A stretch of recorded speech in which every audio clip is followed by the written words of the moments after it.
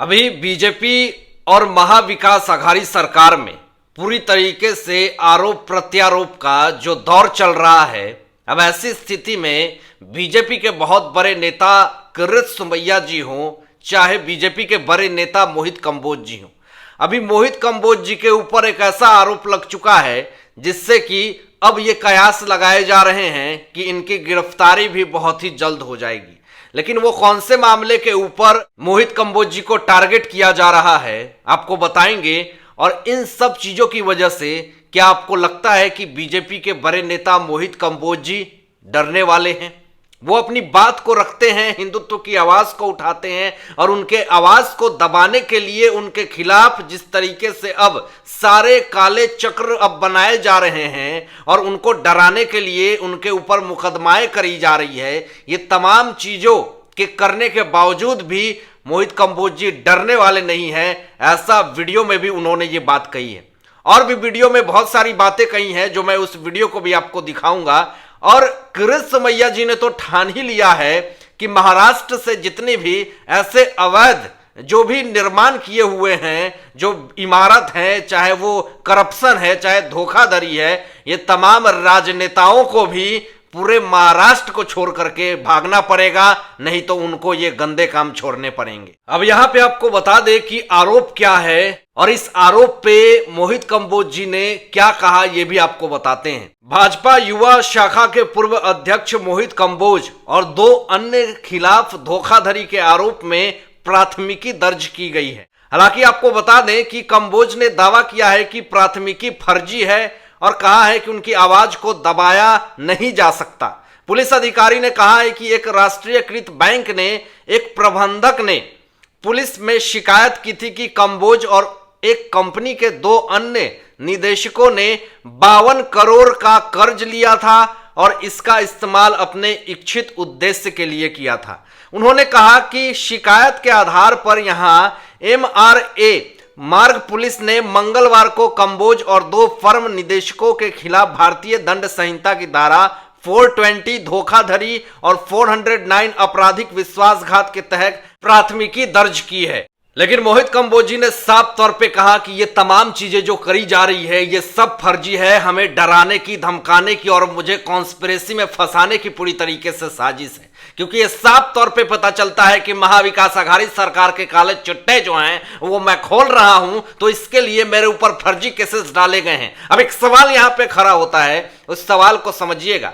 ये सवाल बहुत ही अहम है। कोई भी बैंक से अगर कर्ज लेता है तो बैंक के पास सारे लीगल डॉक्यूमेंट्स होते हैं और उस लीगल डॉक्यूमेंट्स को पुलिस थाने में दिखाएगा तो ये साफ तौर पे सिद्ध हो जाता है कि इन्होंने 52 करोड़ रुपए लेकर के अपने इच्छित रूप से इनको खर्च किया और इसे चुकाया नहीं है। लेकिन जो आरोप लगाया गया है इनके ऊपर, जिन्होंने भी आरोप लगाया है, तो अभी तक गिरफ्तारी नहीं हुई है मोहित कंबोज जी की। हालांकि इसकी जांच जो है वो अभी चल रही है, लेकिन जिस तरीके से इनको फंसाने की, इनके आवाज को दबाने की कोशिश करी जा रही है तो ये सफल होने वाला नहीं है। ट्विटर पे पोस्ट करते हुए बीजेपी के नेता मोहित कंबोज जी ने आरोप लगाया है कि संजय पांडे जो कि पुलिस कमिश्नर हैं, उन्होंने मनगढ़ंत प्राथमिकी दर्ज की है मोहित कंबोज जी के खिलाफ और इस तरीके से मनगढ़ंत प्राथमिकी दर्ज करी है, तो इससे काफी ज्यादा नाखुश हैं मोहित कंबोज जी। और उन्होंने कहा है कि किस तरीके से कुछ घुसपैठिए लोग मिल करके हमारे आवाज को दबाने की कोशिश कर रहे हैं, लेकिन ये होने वाला नहीं है। अब इसके पहले सांता क्रूज में BMC ने एक इमारत को नोटिस भेजा था और उस इमारत में खुद बीजेपी के नेता मोहित कंबोज जी रहते थे और काफी ज्यादा इन्वेस्टिगेशन करने के बाद अवैध निर्माण को लेकर के जो नोटिस इनके घर पे चिपकाया था सांता क्रूज में, तो इनके BMC के कार्यकर्ता दौड़ते रह गए सांता क्रूज वाले फ्लैट में, लेकिन इनको कोई भी अवैध इलीगल नहीं मिला कुछ भी उस बिल्डिंग में। तो फिर उसके बाद मोहित कंबोज जी ने यह कहा कि मुझे उस वक्त भी फंसाने की कोशिश करी गई थी, हमारे खिलाफ उस वक्त भी साजिश रची गई थी कि हमारी इमारत को तोड़ दी जाए, हमारे ठिकाने को तोड़ दी जाए। लेकिन इतना कुछ होने के बावजूद भी जब BMC को कुछ नहीं मिला तो एक मनगढ़ंत प्राथमिकी दर्ज करी गई और 52 करोड़ रुपए के फर्जी घोटाले के बारे में, धोखाधड़ी के बारे में हमें फंसाने की कोशिश करी जा रही है। तो ये होने में देने वाला नहीं हूं कि पूरे देश और दुनिया के जनता जानते हैं कि मैं क्या हूं। पहले आप इस वीडियो को देखिए कि मोहित कंबोज जी ने क्या कहा है पूरे देश और दुनिया को अपने बारे में। मेरे ऊपर ऐसा सूत्रों से मालूम पड़ा कि मुंबई पुलिस ने एक एफआईआर दर्ज की है और कोई पुरानी कंपनी जो 2017 में बंद हो गई उसके बैंक इश्यूज निकालकर एक फैब्रिकेटेड एफआईआर मुझ पे बनाई गई है। तो मुझे ऐसा लगता है कि ये महाविकास अघाड़ी सरकार अगर सोचती है कि इस तरह की कार्रवाई कर मेरी आवाज़ दबा देगी या मुझे किस तरह से भी चुप करा सकती है, धमका सकती है, तो या मियां नवाब का बदला हो या संजय राउत का हो या एक आईपीएक्स के एक्सपोजर का हो, तो अगर इस तरह के फैब्रिकेशन से समझते होंगे कि हम डरने वाले, तो मैं घबराने वाला नहीं हूँ। ये लड़ाई मेरी चालू रहेगी और लीगली कोर्ट में मैं जाकर इसका दूध का दूध पानी का पानी सबके सामने होगा। धन्यवाद। अब इधर बीजेपी के बड़े नेता किरीट सोमैया जी ने ठान लिया है कि परिवहन मंत्री अनिल परब के दापोली वाले अवैध रिसोर्ट को तोड़वा करके रहना है।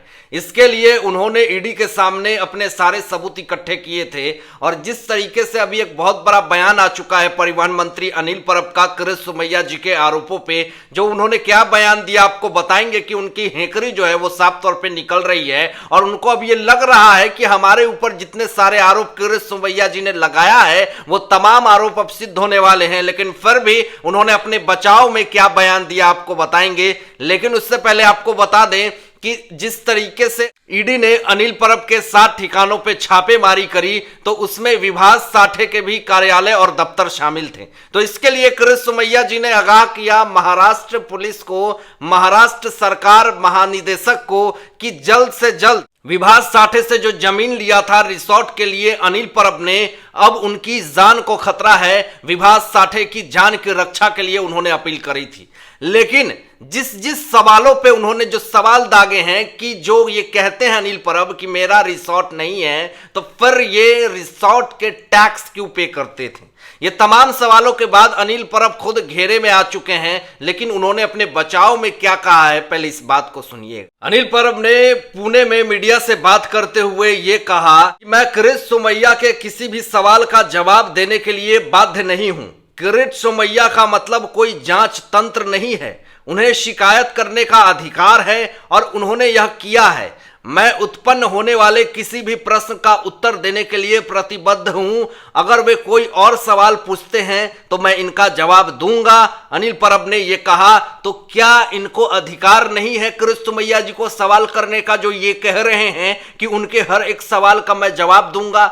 उनका अधिकार है, वो सवाल कर सकते हैं। आपकी सांसें क्यों फूल रही है, आप ये तो बताइए। और आप हर सवाल का जवाब क्यों नहीं दे रहे हैं? आप इस सवाल का भी जवाब दीजिए कि आपने कहा कि दापोली में जो रिसोर्ट बनाए हैं वो हमारा नहीं है, तो फिर आपने टैक्स पे क्यों किया? इसका सवाल पूरे देश और दुनिया अनिल परब से जानना चाहता है। आगे शिवसेना नेता परिवहन मंत्री अनिल परब ने कहा कि मैंने विभास साठे की जमीन खरीदी और फिर उसे बेच दिया। मेरा लेन देन बहुत पारदर्शी है। रिसोर्ट बनाने वालों ने इसकी जिम्मेदारी ली है। सभी दस्तावेज जांच एजेंसियों को सौंप दिए गए हैं। ईडी की जांच पहले ही हो चुकी है। एक बार फिर से शिल्पा करी को बदनाम करने की कोशिश की जा रही है, तो हम किरीट सोमैया से जवाब नहीं देंगे। सिस्टम जांच करेगा और सच्चाई सामने आएगी। क्यों नहीं आप किरीट सोमैया जी को जवाब देंगे? क्योंकि उनके सवाल तीखे हैं और इस तरीके से आप जो जवाब दे रहे हैं, जो बात कह रहे हैं, ये एक परिवहन मंत्री को शोभा नहीं देता है। आप जिस तरीके से अपना विचार व्यक्त कर रहे हैं। आगे अनिल परब ने कहा, जब जेल जाने का समय आता है तो वह मुझे बताता है कि कहां जाना है। जहां उचित हो किरीट सोमैया से शिकायत करें, सरकार इसका ख्याल रखेगी। अनिल परब के सारे बयान से यही लगता है कि अनिल परब की हेकरी जो है वो निकल चुकी है और अब इनको भी पता है कि आने वाला समय जो हमारा अवैध इलीगल रिसोर्ट जो है वो पूरी तरीके से ध्वंस होने वाला है। आप क्या सोचते हैं? इन तमाम मुद्दों पे अपने विचार जो व्यक्त कीजिएगा और ऐसे ही लेटेस्ट अपडेट पाने के लिए इस चैनल को सब्सक्राइब करके बेल आइकन प्रेस कर दीजिएगा और अपने दोस्तों के साथ शेयर जरूर कीजिएगा। Thanks for watching my videos. जय हिंद।